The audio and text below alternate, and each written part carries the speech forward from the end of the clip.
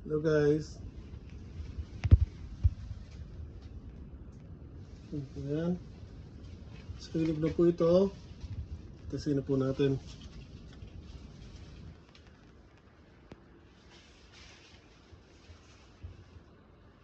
So comparison po natin na.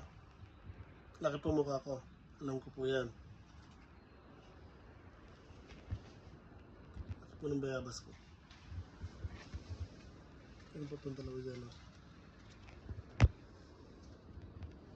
So itong dalawa ito medyo matagal pa yun. Matigas pa. So lalaki pa rin po yan. And again, mga bayabas ko nasa loob na po ng mini greenhouse.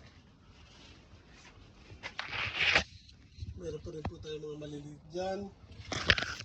At meron pa rin po may mga bulaklak. So yung iba nandun na may mga malalaking bunga din nasa loob. So